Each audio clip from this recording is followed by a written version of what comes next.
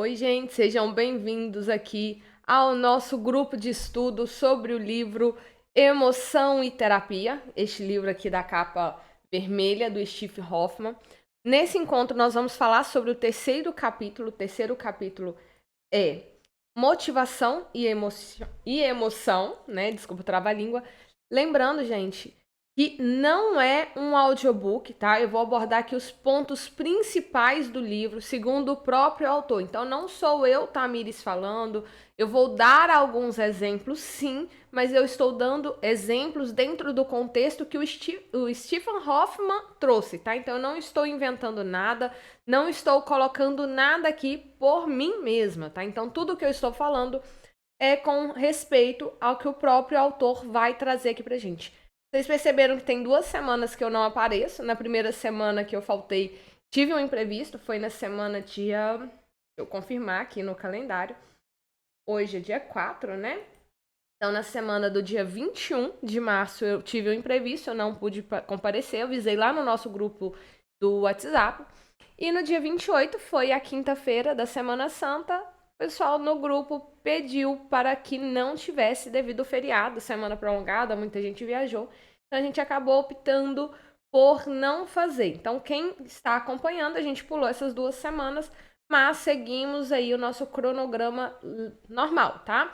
Só lembrando, gente, a partir de semana que vem, as aulas serão passadas para sexta-feira às 19 horas. Continuarão na sexta às 19 horas. Porque na quinta, devido àquele imprevisto que eu falei na última aula, né? Com relação à família, não vou ter como fazer nas quintas-feiras, tá? Então, vou passar na sexta-feira exatamente a mesma coisa. Quem for solicitar o certificado gratuito, o certificado continua 100% gratuito. Tem que anotar a palavra-chave. Nessa aula eu vou falar a palavra-chave, falando uma vez somente. Então, anote a palavra-chave para solicitar o certificado gratuito no final. São 8 encontros e esse já é o terceiro. Então, daqui mais 5 encontros aí, eu vou estar enviando o link lá no grupo, tanto do WhatsApp quanto no grupo do Telegram. Vou estar enviando um link e aí vocês vão preencher este link com o nome completo, né, o nome completo do certificado, o e-mail que vocês vão receber, o e-mail que vocês têm acesso, tá? Porque o certificado vai ser enviado para este e-mail.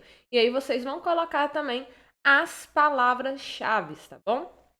Falo uma palavra-chave em cada aula, mas fiquem tranquilos que ao finalizar aí o grupo, gente, eu vou finalizar no capítulo 8 e vocês vão ter aí um mês após a última aula. Vocês vão ter um mês para assistir todas as aulas novamente e solicitar o certificado gratuito, tá bom?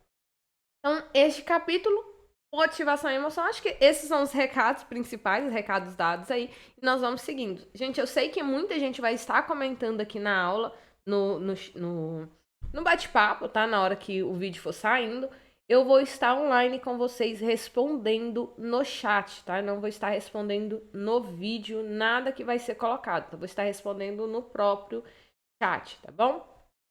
Então, este capítulo, ele vai abordar a ligação entre emoção e motivação. Lembrando, capítulo 3, motivação e emoção. Então, a gente vai falar sobre a relação direta da emoção com a motivação. Então, estar motivado é uma emoção, né? Ou quando eu estou a minha motivação, quando eu estou motivado, isso vai influenciar a emoção que eu estou sentindo ou não? Quando nós alcançamos uma meta que estamos almejando, sim, a gente vai ter alegria e satisfação, né?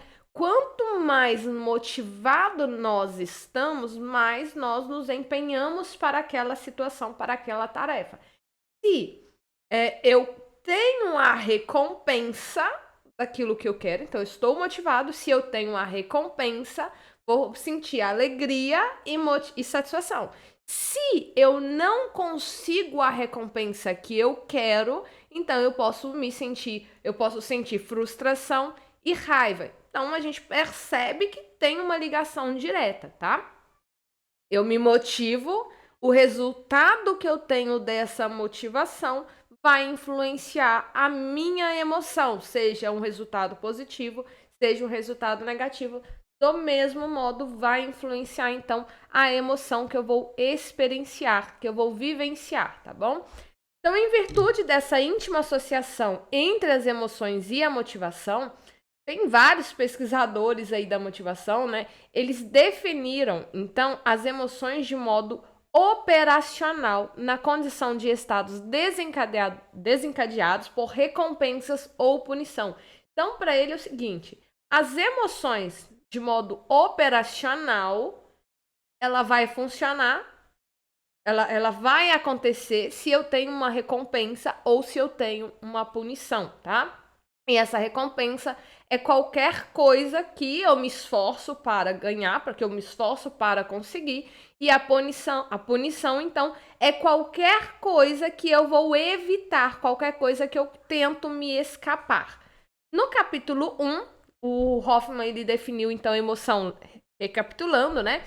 Ele definiu a emoção como sendo uma experiência multidimensional que se caracteriza por diferentes níveis de ativação e graus de prazer ou desprazer, associada a experiências subjetivas e a tendências motivacionais, entre outros fatores, e desse modo, então, motivação faz parte da definição da emoção, tá? Então, dentro daquilo que o Hoffman definiu já lá no primeiro capítulo, ele já deixa isso aqui claro, que há uma ligação direta. Então, a emoção e motivação, elas aparecem associadas mais claramente nos transtornos de humor, especialmente na depressão e no vício, como também em transtornos relacionados a substâncias e a jogo ou transtornos alimentares, tá? Porque tanto na questão dos vícios e dos transtornos relacionados, né, substâncias ou jogo, ou os transtornos alimentares, tem muito essa questão da motivação para uma recompensa, tá? Na questão do vício. Eu bebo porque eu espero obter algo com aquele vício, né? O transtorno alimentar. Eu faço o comportamento purgatório, né? Ou eu não como, não me alimento porque eu tenho uma recompensa. Então aqui a gente já entende que essa recompensa nem sempre ela é tão positiva assim. Né? Para a pessoa é. Por exemplo, se eu tenho aí o transtorno da anorexia, se eu não me alimento, eu estou alcançando o corpo que eu desejo. Não, né? Porque ela nunca vai alcançar o corpo que deseja. Ela sempre quer mais porque ela está tendo uma distorção da imagem. Mas a gente percebe que essa recompensa, analisando naquilo que é comum, né, pela grande maioria das pessoas achar, não é uma recompensa que seria aquele corpo da anorexia, não é algo tão visado pela grande maioria das pessoas. A motivação, ela pode ser intrínseca ou extrínseca e geralmente vai ser definida por um impulso para agir de determinada maneira a fim de se mover em determinada direção e alcançar o objetivo específico. Então, eu tenho um objetivo, eu tenho algo que eu quero e eu vou isso que eu quero vai me impulsionar a agir para alcançar aquele objetivo. Tá? Então, eu quero o diploma, então eu vou querer o diploma vai me fazer agir. Tá? Então, eu vou para a faculdade, eu vou fazer um curso, eu vou fazer isso, eu vou fazer aquilo, eu vou ficar motivado. Então, eu tenho esse impulso de agir de determinada maneira para alcançar aquilo que eu quero. Quando nós falamos da motivação intrínseca, a gente está referindo à motivação dirigida pelo interesse e proveito da pessoa extraído da atividade em si, tá? Então, tem ali um interesse, um proveito disso aqui que eu estou fazendo. Agora, quando a gente fala da motivação extrínseca, ela depende de um desejo exterior, tá? Então, não é isso aqui que eu estou fazendo, é um desejo exterior para eu alcançar essa recompensa ou evitar uma punição. Os déficits nas habilidades da regulação emocional também são fatores de riscos bem claros aí para a manutenção de problemas de humor e de ansiedade. Melhorar esses déficits, essa desregulação emocional, então, vai reduzir o desconforto emocional. E o livro vai apresentar aí um ensaio clínico controlado e randomizado que vai falar sobre isso aqui. Então, quanto que esse déficit na minha habilidade de regulação emocional, ele vai influenciar, então, no meu estado emocional. Os comportamentos motivados, eles visam a obtenção de recompensa e prazer ou evitação de punição e dor. Então, quando eu tenho uma motivação, ou eu quero ganhar algo, ou eu quero evitar algo. Tá? Então, a gente vai ver muito isso. Se eu tenho um machucado, eu vou motivar beber um remédio para conseguir o alívio, porque o alívio é eu evitar essa dor que eu estou sentindo. Os primeiros comportamentalistas, né, os psicólogos, os médicos, psiquiatras comportamentais, eles relacionavam diretamente o afeto com os comportamentos motivados, quando consideravam que o principal mecanismo de recompensa consiste na redução da necessidade. Por exemplo, a água, ela funciona como recompensa porque ela reduz a necessidade de sede. Então, eu bebo água para que eu não sinta sede, tá? Eu como para que eu não sinta fome, para que eu não tenha, porque fome é uma necessidade. Eu tenho fome e eu tenho sede. Se eu não me alimento, eu vou ter a fome. Então, eu como, eu tenho a motivação de comer antes que eu fique com fome. Os teóricos da motivação posterior a esses profissionais comportamentais, tá? Mais tarde eles começaram a rejeitar essa noção de que a recompensa, então, ela está em função de uma redução da necessidade. E aí eles consideravam, então, que a recompensa hedônica, ela é independente dessa redução da necessidade e que organismos, eles se motivam por expectativas estimulantes e não pela redução da necessidade. Então, o que ele está dizendo aqui? O comportamento motivado, ele é uma função que não depende apenas de um déficit fisiológico. Então, não é eu ter fome que me motiva a comer, mas também eu tive uma associação aprendida ali entre um estímulo e o valor hedônico, o valor do prazer. Por exemplo, eu não como somente arroz e o feijão, né, que poderia matar minha sede, mas eu quero comer, por exemplo, um mousse, um pudim que não vai matar minha sede, não vai matar minha fome, quer dizer, não vai matar minha fome, mas vai me saciar, vai um outro prazer, um outro sistema dentro de mim, tá? Então, não é apenas um déficit fisiológico, mas também algo que eu aprendi, tá?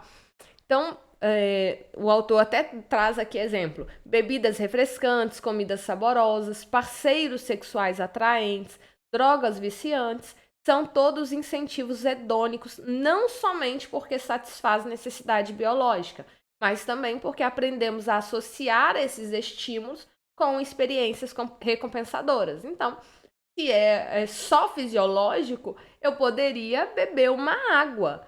Mas não, eu associo ao refrigerante ali, né? Aquela coquinha gelada no calor, que é a coca gelada no calor que vai matar a minha sede. Não, fisiologicamente seria a água, mas a gente quer beber uma Coca-Cola gelada, né? Ou quem não bebe Coca-Cola quer beber um suco, porque o suco é gostoso. Então, cada um vai associar ali dentro daquilo que faz sentido para ele. A mesma coisa a questão das comidas, como eu acabei de falar. Eu poderia comer arroz, que seria o que vai saciar minha fome. Não, mas eu quero um arroz com legumes, A gente inventa, né? Cozinha a gente quer inventar. Questão do parceiro sexual. Se é somente para satisfazer a necessidade fisiológica, então a gente poderia virar e falar assim, não, eu vou só me relacionar com a intenção do coito. Mas não, o que a gente faz? A gente escolhe ali de acordo com o que você combina, o que você acha legal com a outra pessoa, tá? Então, as motivações, muitas vão ser, sim, impulsionadas pela necessidade, outras vão ser impulsionadas por um incentivo ou pela mistura dos dois. Então, se eu tiver com muita fome, eu posso ali comer para saciar a minha fome. Mas se eu não tenho tanta fome, né, eu posso me incentivar ali. Eu tô com fome, mas se eu comer assim uma comida diferente, isso é muito mais legal, tá? Eu quero um mousse de maracujá, um mousse de chocolate.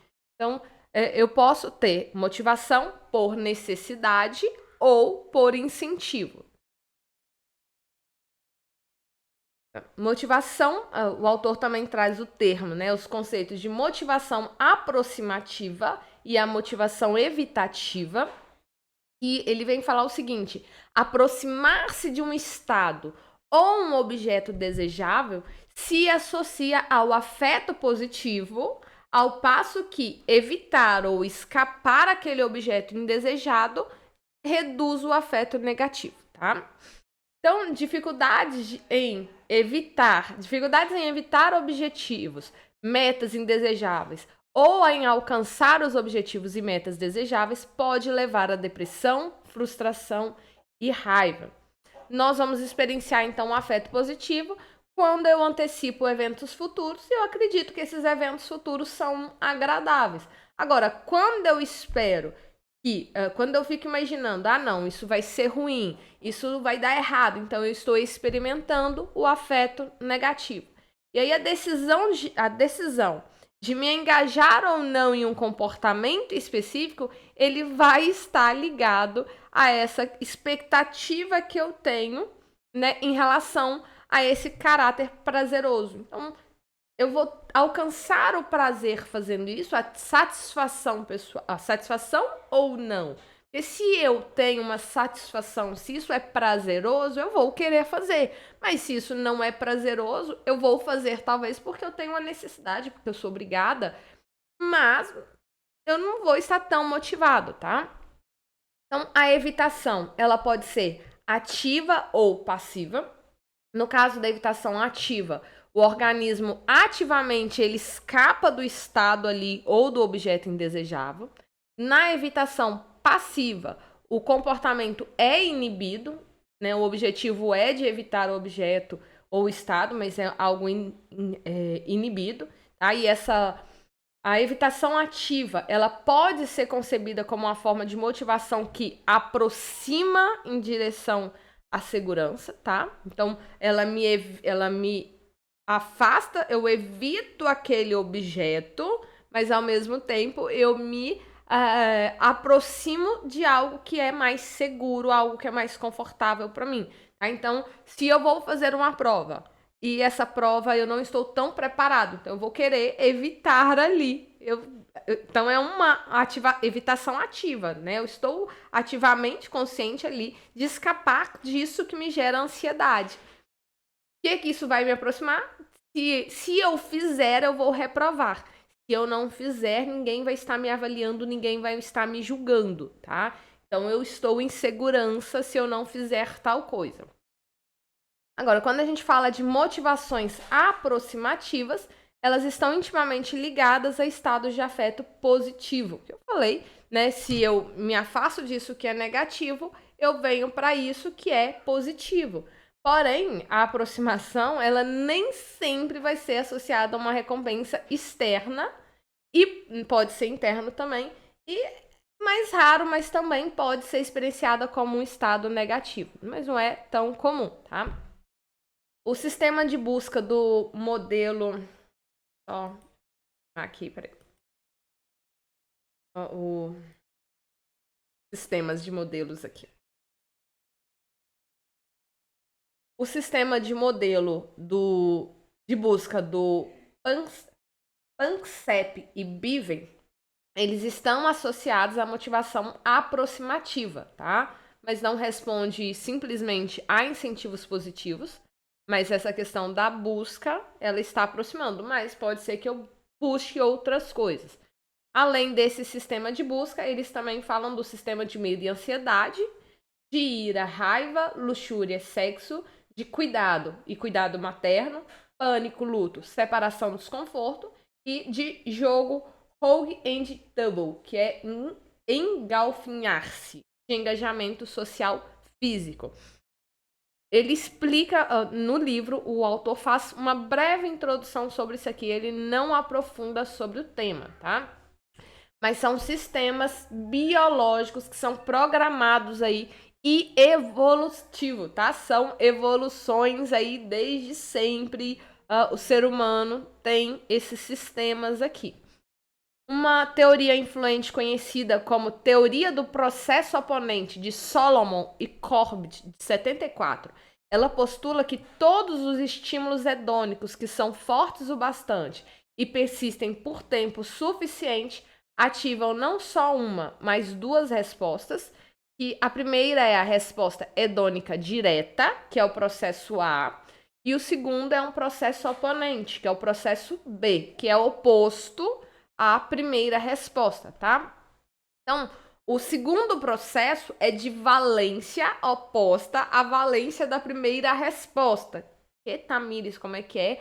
O segundo processo é de valência oposto à valência da primeira resposta. Por exemplo, se a resposta hedônica inicial é agradável, a segunda resposta oposta é o quê? Contrário de agradável, desagradável. Por exemplo, eu bebo porque eu quero ter uma satisfação ali, um prazer, tá? Eu quero ter ali o prazer na bebida. Então, beber é agradável. Porém, ao beber, ela me traz consequências negativas, tá? Então, após o beber, eu posso entrar em um estado depressivo, após o beber, eu posso brigar com alguém que eu não gostaria, após o beber, eu posso fazer outras coisas. Então, a resposta hedônica direta da questão da bebida, né? Do vício na bebida. Gente, tô falando de vício da bebida, tá?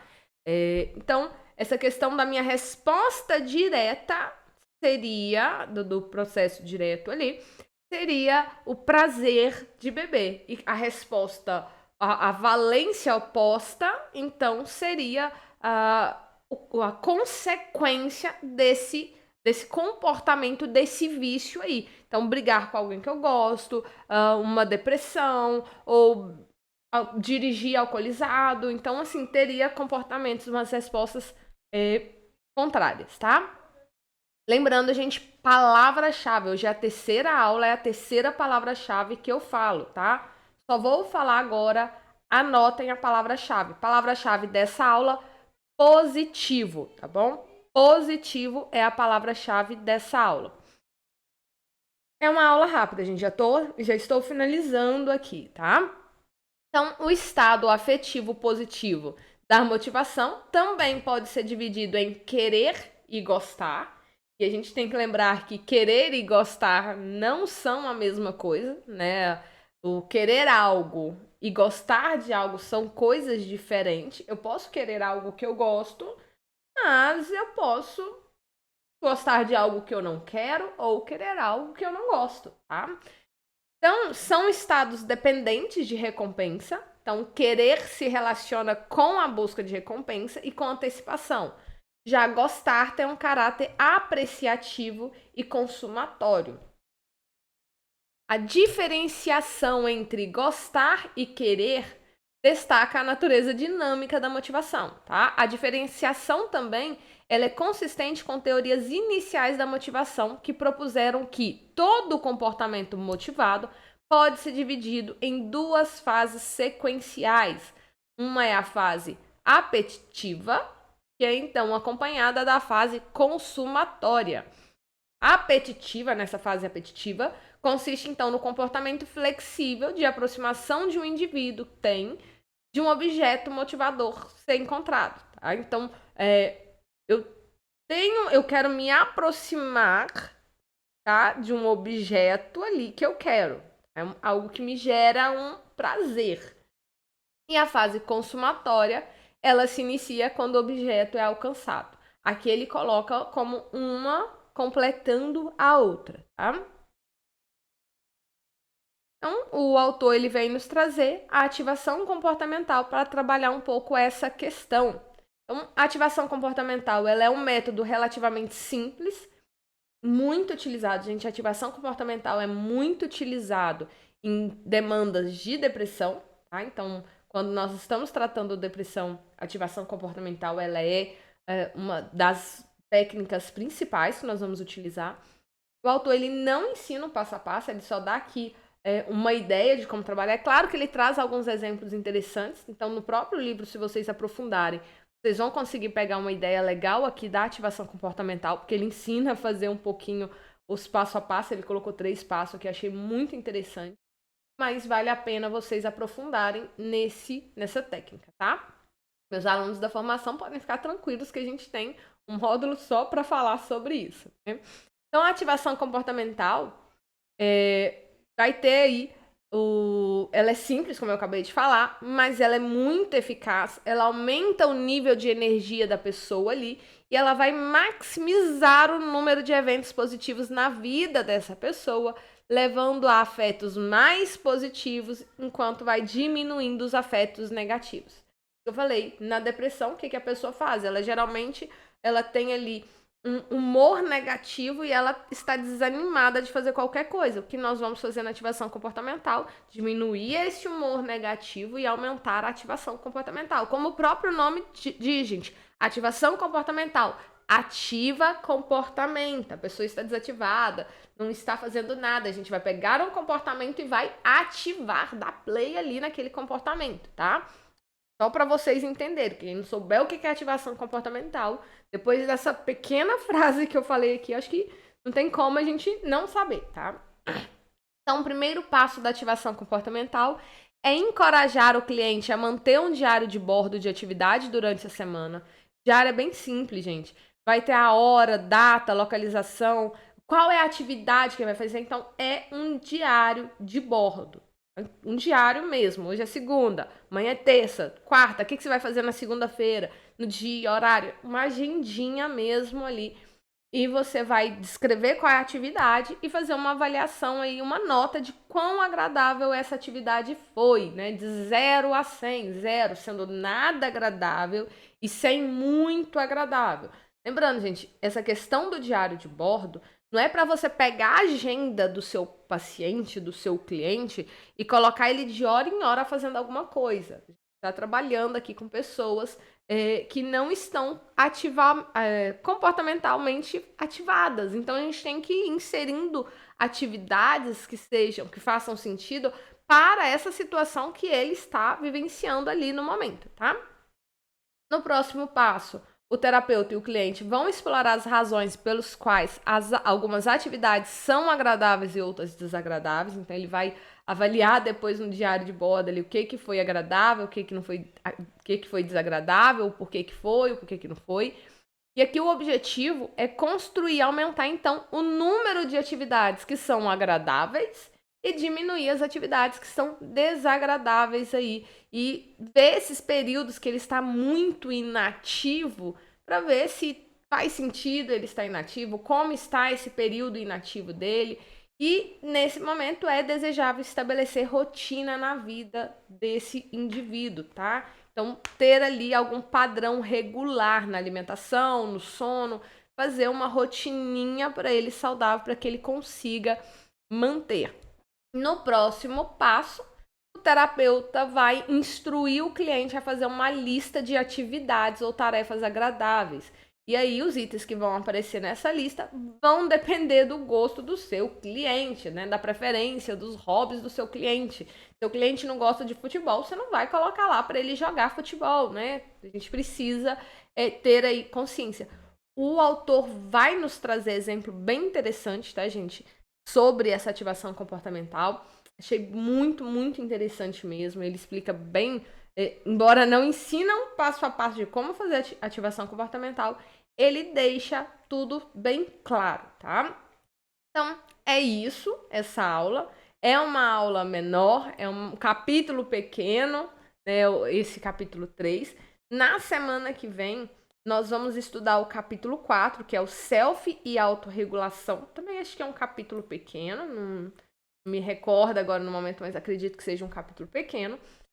E, deixa eu lembrar, anotaram a palavra-chave, tá? Guardem a palavra-chave aí no lugar que vocês consigam, que vocês tenham acesso. E quem ficar com dúvida dessa aula, gente, assim que acabar aqui, eu vou mandar o slide lá no grupo do WhatsApp, lá no grupo do Telegram. Se vocês ficarem com dúvida, a gente podem mandar tanto no grupo do Telegram quanto no grupo do WhatsApp. Vocês mandem as mensagens lá, que eu vou estar respondendo, porque aqui foi uma aula gravada devido a toda essa questão desses imprevistos que eu tenho, né, tô passando aí esses dias. Então, deixem as mensagens que eu estarei respondendo. E lembrando, a partir de semana que vem, eu vou fazer aula com vocês na sexta-feira, às 19 horas. Então eu espero vocês lá e assistam com calma as aulas e se ficar dúvida, gente, manda lá no grupo ou deixa no comentário, tá? Pode colocar aqui no comentário que eu vou estar respondendo todos os comentários. Lembrando, gente, aproveitar que a aula foi rápida, curta, dá um joinha aqui no vídeo, né? Marque a gente no Instagram, como sempre o Lucas diz lá no grupo do grupo do WhatsApp, né?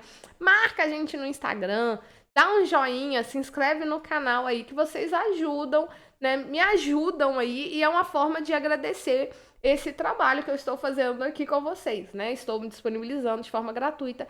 E só lembrando, gente, nós não vamos parar neste livro, tá? Assim que nós acabarmos este livro, são 8 capítulos, este é o capítulo 3, nós vamos até o capítulo 8.